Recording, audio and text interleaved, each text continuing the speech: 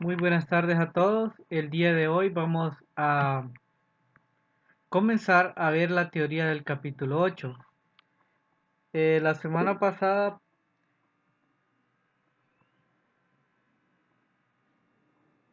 la semana pasada estuvimos viendo pues la teoría del capítulo 7 y resolvimos ejercicios del capítulo 7.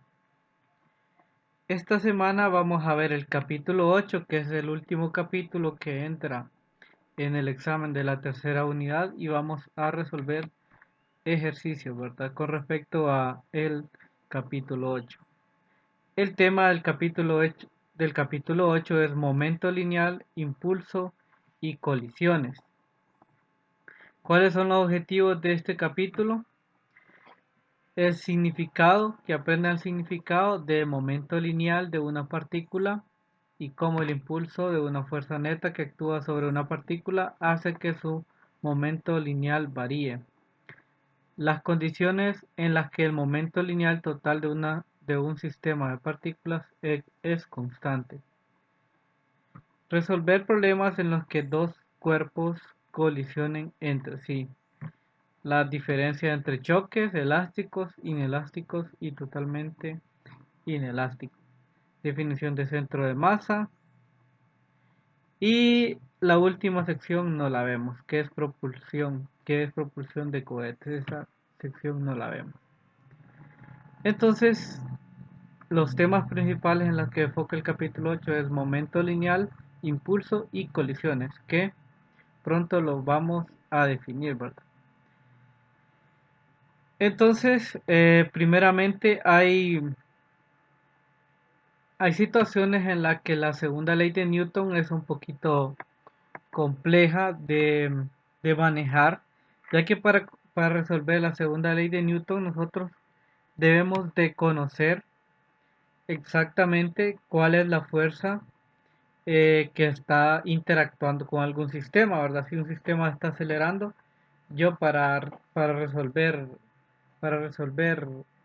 digamos, para conocer la velocidad, aceleración, posición de un sistema, yo necesito conocer la fuerza. Pero hay momentos en los que yo no conozco la fuerza del sistema, pero si lo abordo de otras maneras, yo podría conocer algunas variables. Por ejemplo, algunos ejemplos es que determina hacia dónde se mueven los restos después de un choque. Cuando usted juega billar, dice, ¿cómo determina la dirección que dará la bola blanca para introducir la bola 8 en la buchaca? Y cuando un meteorito choca contra la Tierra, ¿qué tanta energía cinética del meteorito se libera en el impacto? Entonces, estas son situaciones en las que no sabemos a ciencia cierta o sabemos poco en cuáles son las fuerzas que interactúan con esta partícula. Y una de las grandes ventajas que en la que vamos a abordar en el capítulo 8 es que no necesitamos saber prácticamente nada acerca de las fuerzas que están interactuando con estas partículas. Solo debemos conocer un momento, tal vez un momento inicial y un momento final. No necesitamos saber qué tipo de fuerzas están interactuando con esta partícula. Entonces, en este enfoque, vamos a ver nuevos conceptos, el concepto de momento lineal e impulso y una nueva ley de la conservación, que es la conservación del momento lineal, que es muy importante, así como la conservación de la energía, ¿verdad? Entonces, como les decía, esta ley de la conservación del momento lineal nos va a servir de mucha ayuda para resolver ejercicios en el cual las leyes de Newton son un poco complejas. Y también situaciones en que partículas se mueven muy rápido, cercanas a la velocidad de la luz. También o para objetos muy pequeños como partículas elementales como los átomos. También nos va a servir esta conservación del momento lineal. Vamos a ver que en estas situaciones todavía se nos va a conservar el momento lineal. Entonces, sección 8.1, momento lineal e impulso. En el capítulo 6, ¿verdad? Vimos la segunda ley de Newton y también la vimos en términos del teorema trabajo y energía y en el cual nos ayudó a resolver muchos ejercicios, ¿verdad? Ahora vamos a reformular de nuevo la segunda ley de Newton. En este caso, vamos a reformular considerando una masa constante m y sabemos que la aceleración de una partícula la podemos escribir como la derivada de la velocidad con respecto al tiempo, ¿verdad? Entonces nosotros podemos reescribir la segunda ley de Newton como la sumatoria de fuerzas igual a la masa por la derivada de la velocidad con respecto al tiempo. Ahora yo puedo introducir esta masa que está aquí dentro de la derivada, ya que esto no me va a mí perjudicar, ya que la masa es una constante, ¿verdad? Entonces, si yo introduzco la masa dentro de la derivada, entonces me va a quedar que la segunda ley de Newton me va a quedar como la sumatoria de fuerzas va a ser igual a la derivada con respecto al tiempo de la masa por la velocidad. Entonces, esto me queda, ¿verdad? La segunda ley de Newton, sumatoria de fuerzas, y esto va a ser igual a el cambio con respecto al tiempo que tiene la combinación de la masa, el producto de la masa por la velocidad de la partícula. Entonces, con esto que está dentro de los paréntesis o dentro de la derivada, es a lo que nosotros le vamos a conocer como momento lineal. El momento lineal por definición entonces es un vector, ¿verdad? Porque depende de la velocidad y vamos a decir que el momento lineal es igual a la masa por el vector velocidad.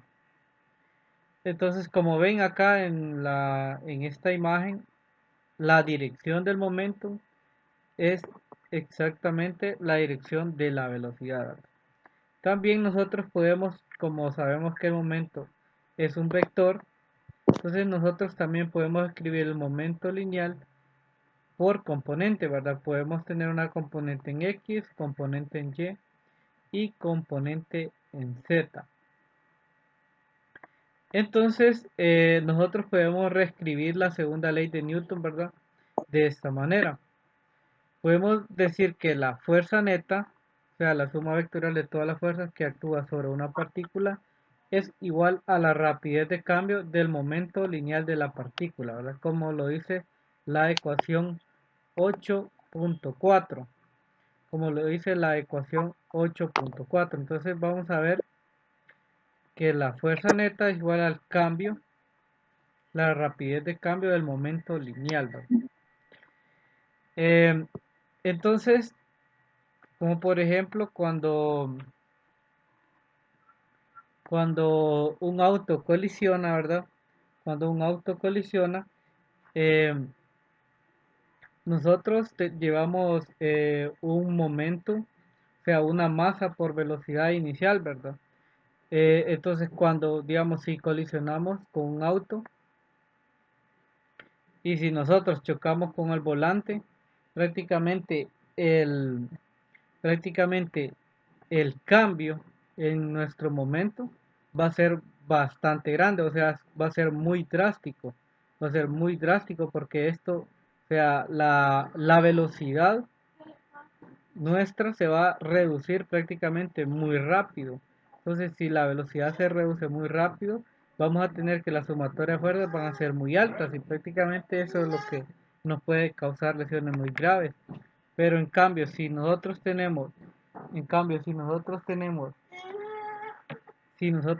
acá una bolsa de aire, lo que hace la bolsa de aire es minimizar prácticamente el cambio, o sea, la rapidez en que el momento cambia. Entonces, prácticamente la fuerza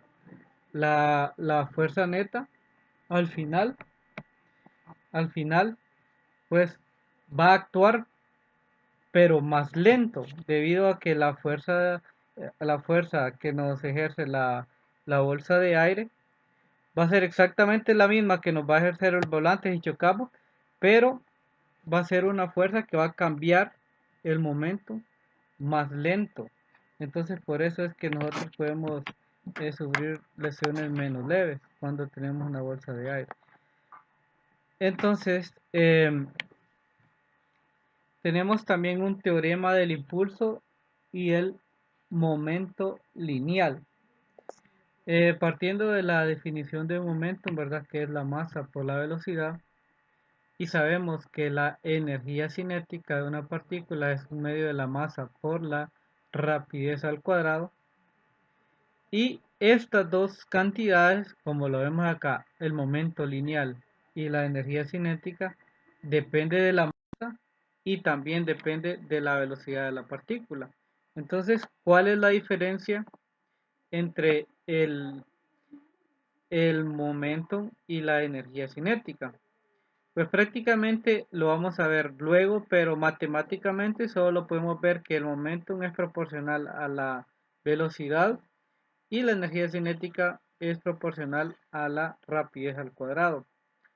Eh, Sin embargo, para ver la definición física, la diferencia física que hay entre el momento lineal y la energía cinética, nosotros debemos definir primero una cantidad relacionada con el momento lineal, que es el impulso, para llegar a un teorema que le vamos a llamar teorema del impulso, ¿verdad?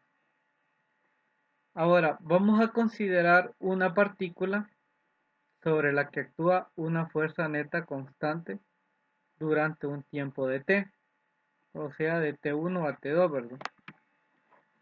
El impulso de la fuerza neta, denotada con j, como lo tenemos aquí, esto va a ser impulso, el impulso también va a ser un vector, se define como el producto de la fuerza neta por el intervalo de tiempo. Entonces tenemos que el impulso va a ser igual a la sumatoria de fuerzas por un intervalo de tiempo. O sea, el impulso va a ser prácticamente una fuerza aplicada por un tiempo, o sea, el tiempo en que se aplicó una determinada fuerza. Entonces, eh, para un dado caso de que las fuerzas sean constantes, vamos a tener que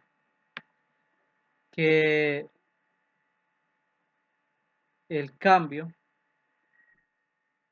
del impulso, perdón, del momento lineal con respecto al tiempo, yo lo puedo escribir exactamente tomando dos puntos, digamos, de una función, debido a que va a ser constante. Entonces la derivada yo la podría nada más tomarla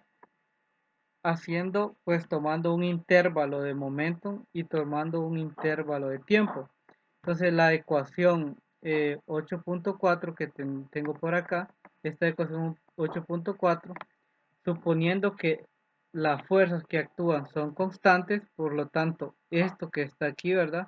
La derivada va a ser una constante. Entonces, si la derivada es una constante, yo puedo tomar dos cualquiera pares de puntos en una gráfica y va a ser exactamente los mismos.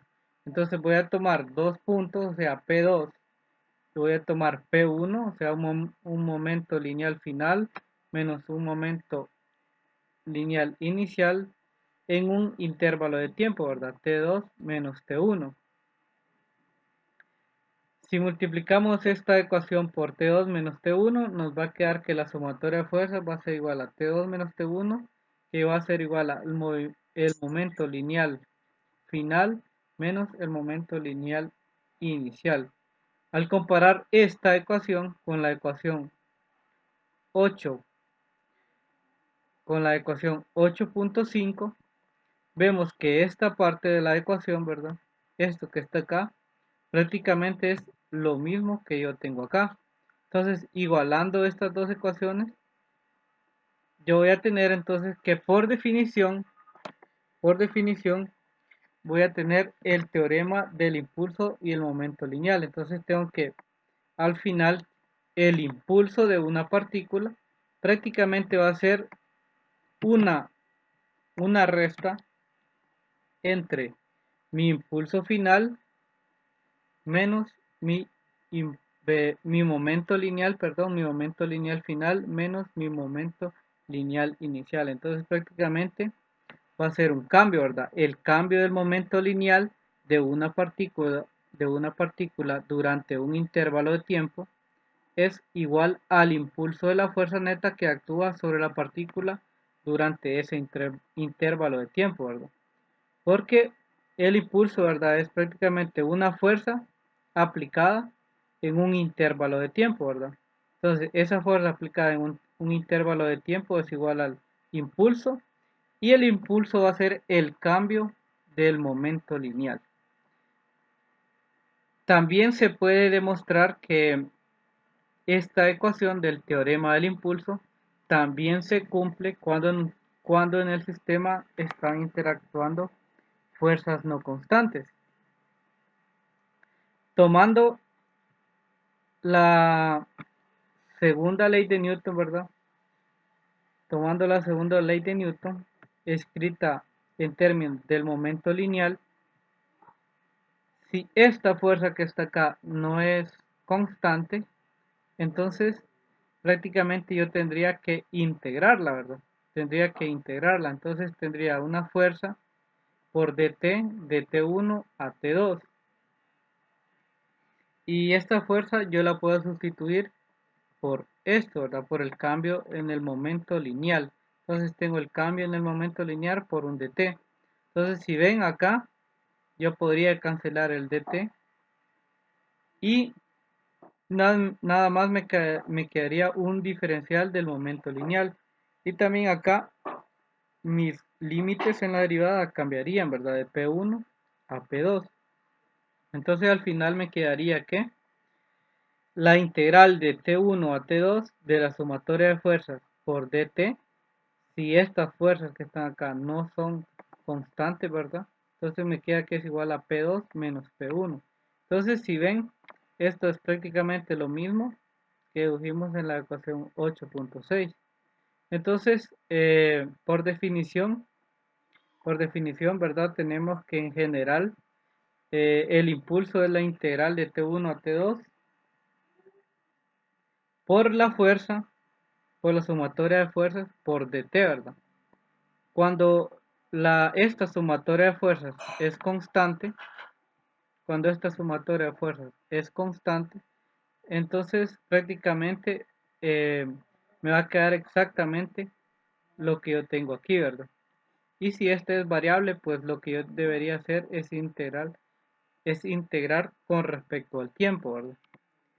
Entonces, como les decía, si la sumatoria de fuerzas es constante, yo puedo simplemente tomar que la sumatoria de fuerzas es igual a una fuerza media, o sea, un valor central de mi fuerza, por un intervalo de tiempo. Entonces, entonces, entonces prácticamente siempre se me cumpliría. Siempre se me cumpliría. Ahora, si vemos las dos gráficas que yo tengo por acá, yo puedo tener el mismo impulso en dos situaciones diferentes. Puede ser que una fuerza muy grande esté actuando en en un breve lapso de tiempo o una fuerza pequeña, o sea, menor, esté actuando eh, bajo un lapso de tiempo mayor. Entonces, como el impulso es una integral, ¿verdad? De una función por dt, o sea, si tengo esta función y tengo esta, en las dos situaciones yo podría tener que el área bajo la curva, el área bajo la curva, o sea, bajo la función, es igual prácticamente. Yo podría decir que esta área es igual a esta, o sea, el impulso en estas dos situaciones podría ser igual. Lo único que varía es que en este tengo una fuerza muy grande, pero un diferencial de tiempo muy pequeño. Y acá tengo una fuerza más pequeña, pero un diferencial de tiempo más grandecito. Entonces, esta gráfica azul casi siempre se da en las colisiones, ¿verdad? Donde yo tengo un diferencial de tiempo, porque las colisiones se llevan en tiempos muy pequeños, pero la fuerza que se lleva a cabo en las colisiones es muy grande. Entonces, para una colisión, normalmente se tienen este tipo de gráfica.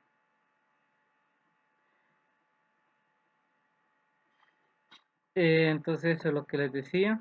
También puedo tener, ¿verdad? El impulso por componentes. Puedo tener componente en X, puedo tener componente en Y.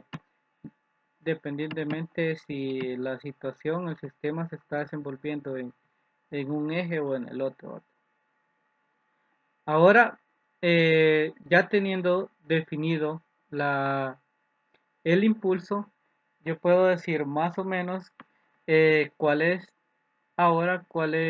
la relación que hay entre el momento lineal y la energía cinética.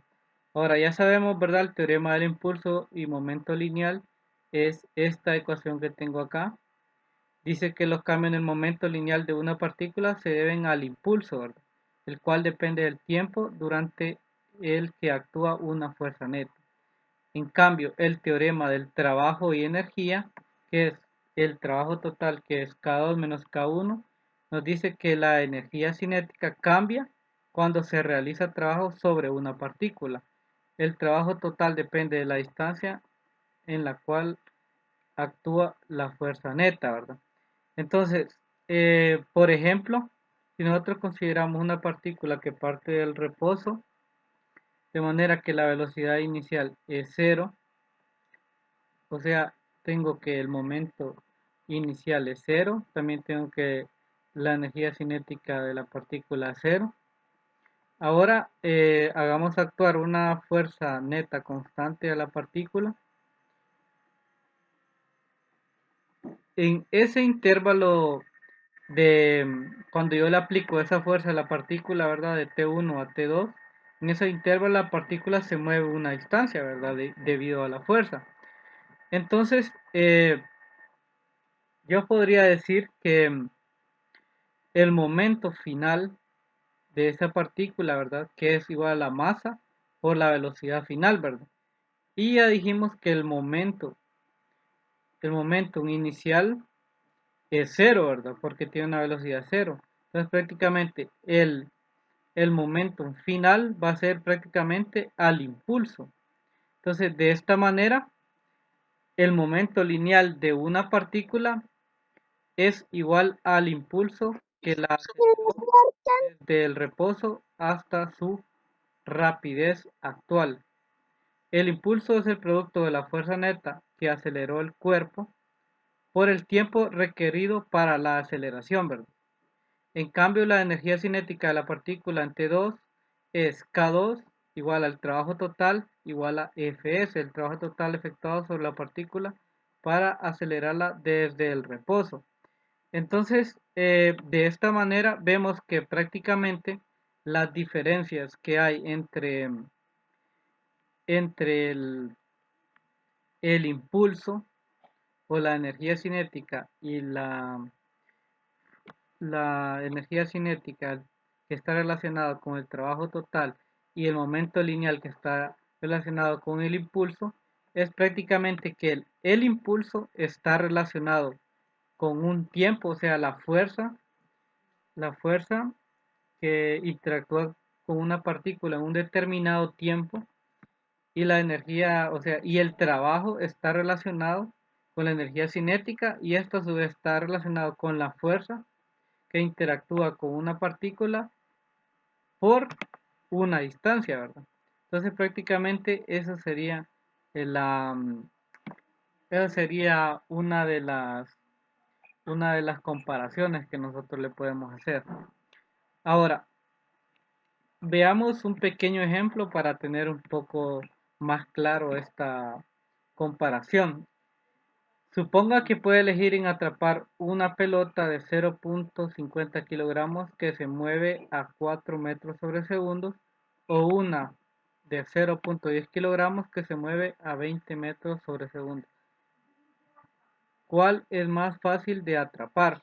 Entonces tenemos dos pelotas, ¿verdad? Tenemos una que es más liviana, pero con mayor velocidad, y tenemos una que es más pesada, pero con menor velocidad. En ambas situaciones tengo que el momento, o sea, la masa por la velocidad, es igual. Es igual, debido a que en una la masa es grande, pero la velocidad es pequeña, y en otra tengo que la masa es pequeña, pero la velocidad es grande. Entonces, en ambas situaciones, tengo que el momento de la pelota es igual, pero la energía cinética no es igual. Entonces, la energía cinética de la pelota grande y lenta es 4 joules, mientras que la pequeña y rápida tiene 20 joules. En este caso, si se fijan, la pelota que tiene una mayor velocidad es la que tiene mayor energía cinética. Y esto es debido a que la velocidad en la energía cinética es un término cuadrático, ¿verdad? Entonces un pequeño cambio en la velocidad eh, me, me eleva drásticamente la energía cinética, ¿verdad?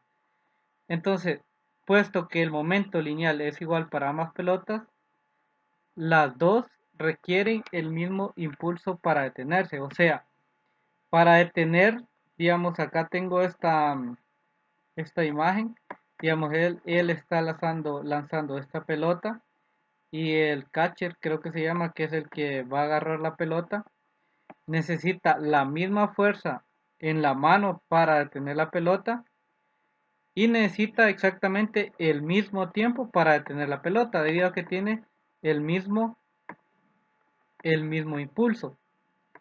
Pero ahora, ¿qué pasa con la energía cinética? La energía cinética, dijimos que la pelota pequeña y que tiene mayor velocidad es mayor, ¿verdad? Entonces dice, para detener la pelota de 0.10 kilogramos con la mano requiere 5 veces más trabajo para detener la de 0.50 kilogramos, porque la pequeña tiene 5 veces más energía cinética. Entonces, en este caso, lo que nosotros tendríamos es que para atrapar la pelota pequeña, requeriríamos un poco más de esfuerzo, debido a que tenemos que tener la mano, en la mano debemos que tenerla rígida, ¿verdad? Con una fuerza determinada, pero cuando nosotros atrapemos la pelota, debido a la energía cinética que tenga, nosotros, nuestra mano se va, prácticamente se va a hacer un poco para atrás, se va a hacer un poco para atrás, porque nosotros necesitamos prácticamente un trabajo, o sea, la fuerza que estamos dándole con la mano por un desplazamiento, o sea, el desplazamiento que nos hace la pelota cuando nosotros la atrapamos. Entonces, prácticamente la pelota pequeña nos va a hacer que la mano se nos desplace más hacia atrás que la pelota pesada y que tiene una menor velocidad. Entonces, ¿cuál es más fácil de atrapar? Pues podríamos decir que la pelota más fácil de atrapar sería la pelota que tiene una masa mayor y una velocidad menor, debido a que esta, esta pelota tiene menor energía cinética, y por lo tanto nos va a generar menor trabajo en nuestro brazo. Es la pelota que nos va, que nos va a hacer nuestro brazo para atrás un poco menos que la otra. Entonces, de esta manera podríamos ver un ejemplo de esto. Ahora, aquí hay unos ejemplos también del momento lineal contra energía cinética, después lo revisan detenidamente ustedes. Como siempre, estos ejemplos pues los vamos a abordar cuando veamos la sección de ejercicios. Bueno, ahora en la sección 8.2 vamos a ver la conservación del momento lineal. Esto es muy importante porque es algo muy utilizado en la física. Eh, la conservación del momento lineal es muy importante cuando tenemos dos o más cuerpos que interactúan entre sí.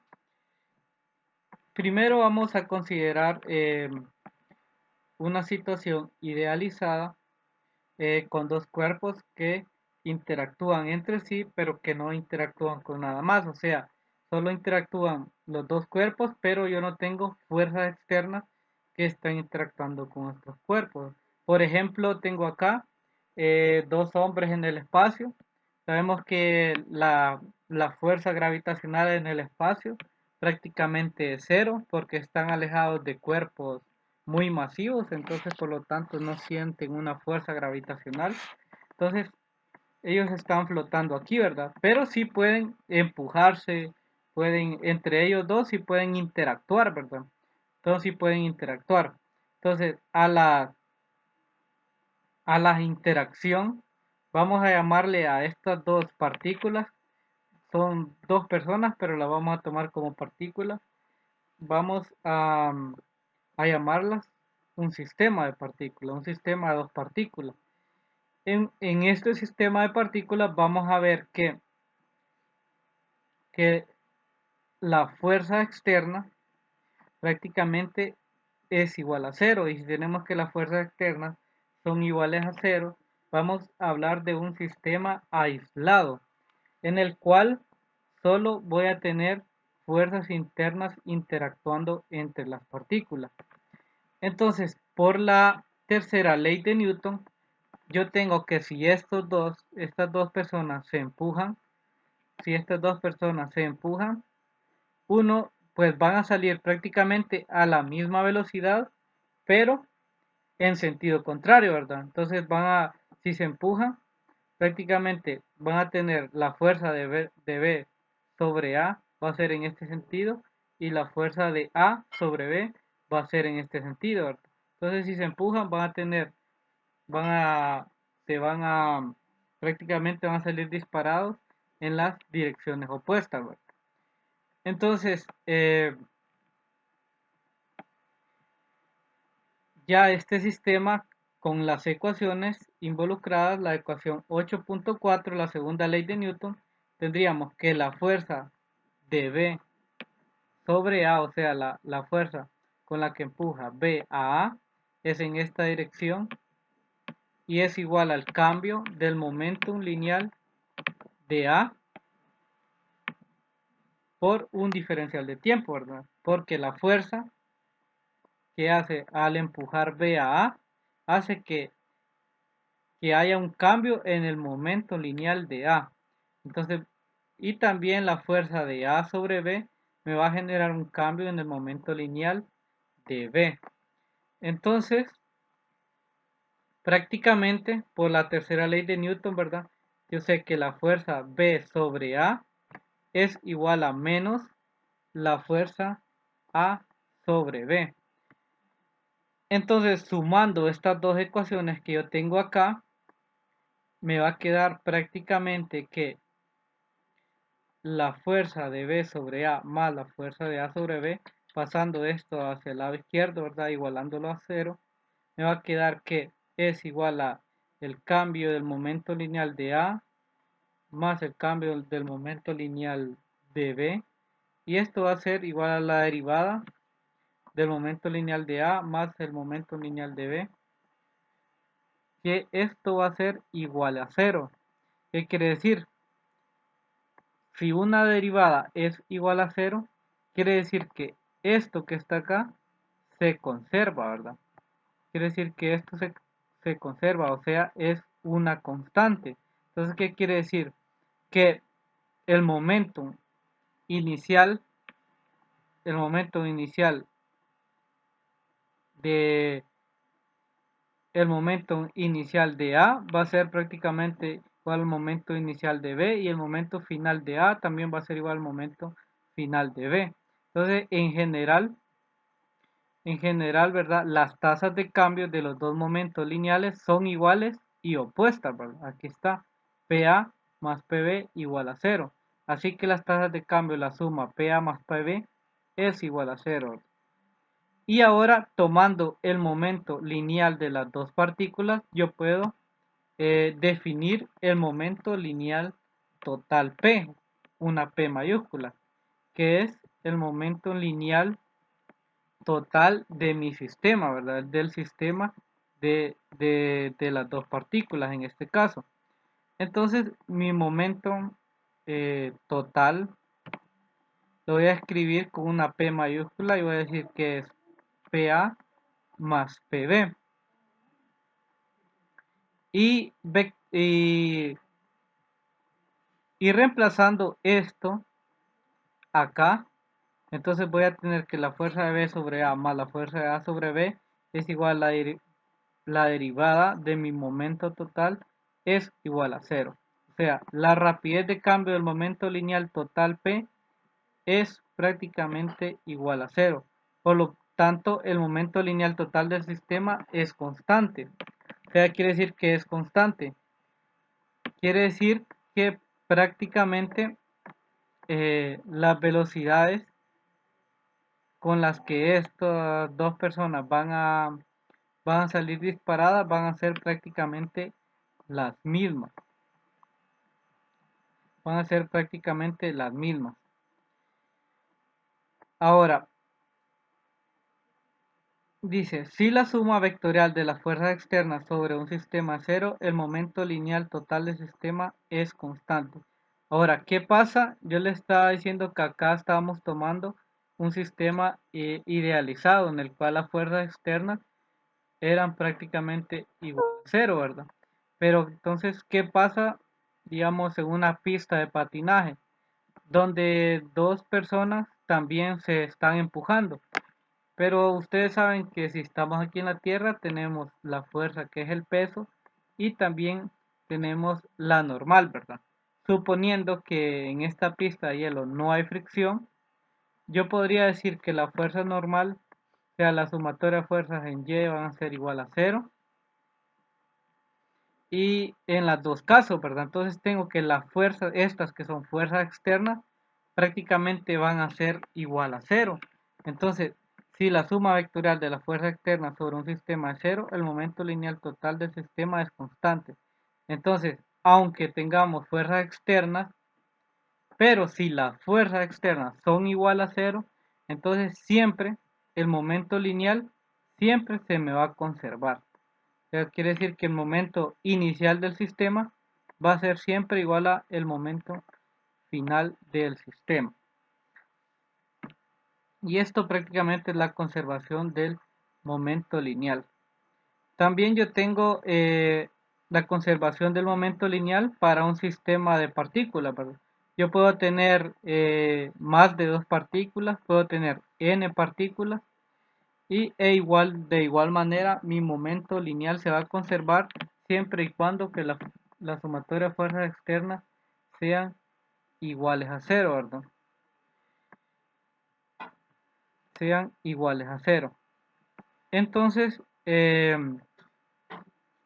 vamos a ver que esta conservación del momento lineal es a veces hasta más importante que la conservación de la energía que vimos en el capítulo anterior, debido a que hay momentos en que la energía mecánica de un sistema no se conserva debido a fuerzas no conservativas que están actuando en un sistema, pero vamos a ver que el momento lineal a veces se conserva y en presencia de fuerzas no conservativas. Por eso se considera que es más importante la conservación del momento lineal. Acá en estas dos figuras que tengo acá, hay que tener cuidado, ¿verdad? Porque el momento lineal es un vector, ¿verdad? Si yo tengo dos momentos lineales de una partícula, pero si prácticamente las dos partículas están viajando en direcciones perpendiculares, yo no puedo solo sumar los dos momentos lineales de las partículas, ¿verdad? Porque tienen direcciones perpendiculares. Lo que yo tengo que hacer es, pues siempre, sacar las componentes de cada vector y sumar las componentes en X, las componentes en Y en un dado caso pues las componentes en Z, ¿verdad? Como lo tengo en este caso que está aquí. Entonces prácticamente eso sería la conservación de del momento lineal. Acá también hay unos ejemplos que ustedes deberían de revisarlos. Aquí hay un ejemplo donde cuando yo disparo una bala y tengo un rifle más una bala y después tengo un rifle, cuando yo disparo un rifle, ¿verdad? Siempre hay una fuerza, por la tercera ley de Newton, hay una fuerza opuesta que me empuja el rifle hacia atrás y también con la misma fuerza sale la bala, ¿verdad? Sale la bala. Entonces deberían de revisar este ejemplo. También tenemos un choque de dos deslizadores por aquí. Choque en un plano horizontal. Y eso es lo que vamos a ver en la sección 8.3. En la sección 8.3 vamos a ver, vamos a agarrar lo que hicimos de la conservación del momento lineal y lo vamos a aplicar a choques, en el cual vamos a ver que existen tres tipos de choques. Vamos a ver que existen choques elásticos, choques inelásticos y choques completamente inelásticos. Ahora, el término choque es prácticamente bastante similar al término de choque que nosotros tenemos, em, que nosotros definimos en la vida cotidiana. O sea, es interacción de un cuerpo con otro en un tiempo determinado, ¿verdad? Cuando decimos un choque es que digamos, un automóvil ha chocado con otro automóvil. Estos van con una fuerza, o sea, con una aceleración inicial y estos chocan en un intervalo de tiempo. Entonces, vamos a ampliar el término choque y vamos a decir que es cualquier interacción intensa entre cuerpos con duración relativamente corta. Entonces, prácticamente esa va a ser nuestra definición de choque. Y vamos a ver también que si las fuerzas entre los cuerpos son mucho mayores que las externas, como suele suceder en la mayoría de los choques, podemos ignorar las fuerzas externas y tratar los cuerpos como un sistema aislado. Y si sabemos que el sistema es aislado, entonces el momento lineal se conserva y el momento lineal total del sistema tendrá el mismo valor antes y después del choque. Esto también nosotros lo podemos ver este ejemplo prácticamente con dos automóviles que chocan un cruce cubierto de hielo, porque prácticamente la fricción es despreciable, ¿verdad? Incluso también nosotros podemos tomar este sistema cuando dos automóviles muy pesados chocan, debido a que las fuerzas de fricción prácticamente son despreciables, comparándolo, comparándolo con la fuerza con la fuerza de colisión que estos automóviles chocan. Entonces, también podemos decir que vamos a tener un sistema aislado en ese caso. Ahora, choques elásticos e inelásticos. Entonces, ¿en qué condición va a ser un choque elástico o inelástico?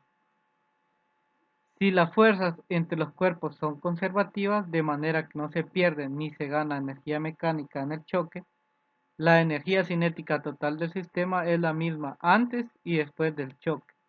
Esto se denomina choque elástico. Un ejemplo de choque elástico prácticamente son, por ejemplo, las bolas de billar. Las bolas de billar prácticamente no se pierde nada de energía cuando dos bolas de billar chocan. Se pierde una mínima cantidad de energía cuando dos bolas de billar chocan, debido a que estas no se pueden deformar. Ahora, ¿qué pasa cuando dos automóviles chocan? Cuando dos automóviles chocan, prácticamente toda la energía cinética que traen los choques, se convierte prácticamente en, bueno, toda la energía cinética lo que hace es que prácticamente apachurra los dos carros, ¿verdad? Entonces prácticamente se podría decir que es como una energía elástica por ahí, solo que hay una pequeña diferencia, ya que los autos no vuelven a su forma original, ¿verdad? Entonces toda la energía cinética lo que hace es apachurrar los carros, ¿verdad?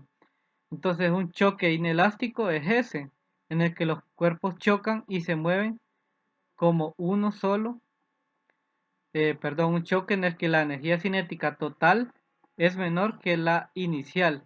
Es un choque inelástico. Entonces, como les decía, en situaciones en las cuales se pierde energía, cuando hay una colisión, entonces en esos casos puede tener un choque inelástico.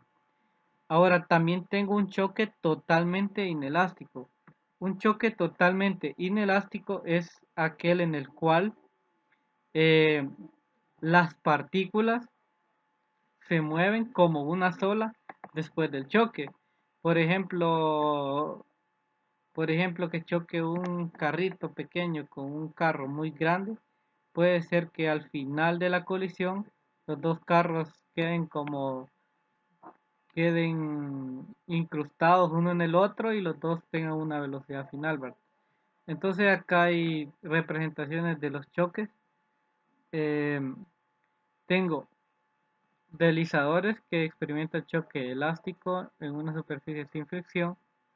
Entonces vemos antes del choque, tengo dos deslizadores, tengo dos resortes aquí en los extremos y tengo que uno se mueve y estos se mueven en la dirección opuesta de tal manera que van a chocar en un momento, ¿verdad? Entonces, después del choque, yo voy a tener que los dos deslizadores van a salir en direcciones opuestas, pero con la misma velocidad inicial que tenían antes de chocar, debido a que toda la energía cinética que tenían, esta energía se convirtió en energía potencial en los resortes y después toda la energía se volvió a liberar en energía cinética. Entonces la energía final va a ser igual a la energía inicial del sistema, ¿verdad? Entonces, por eso en esta ocasión tengo un choque elástico. Ahora, para ver un sistema que tiene un choque completamente inelástico, consideremos también dos deslizadores que viajan a velocidades opuestas. En este caso tengo que la velocidad de A es mayor que la velocidad de B.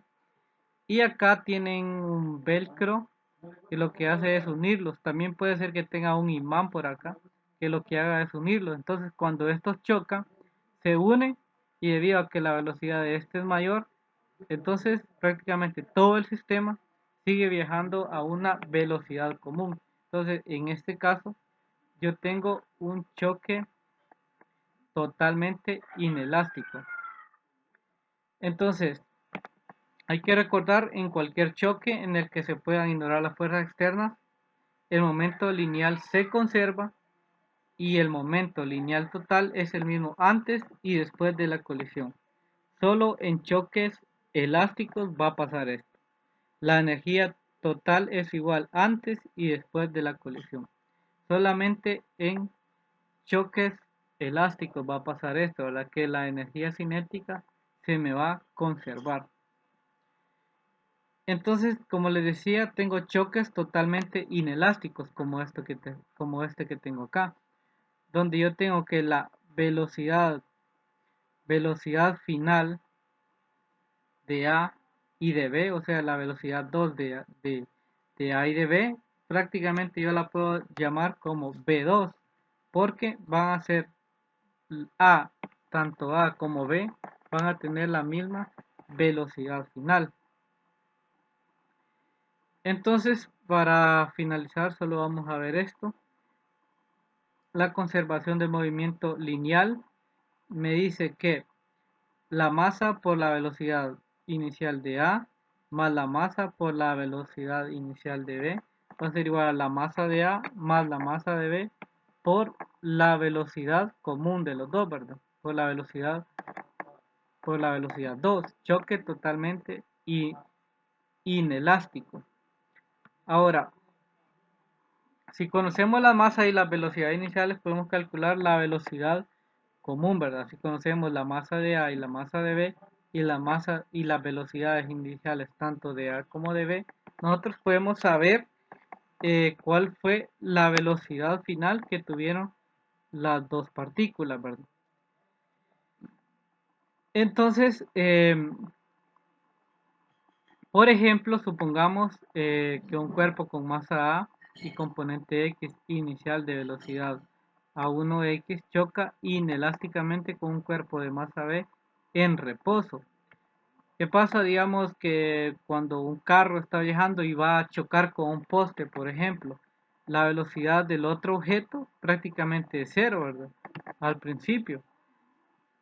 Al principio es prácticamente cero. Entonces, según la ecuación 8.16, la componente X de la velocidad después del choque sería V2X común a ambos cuerpos, ¿verdad?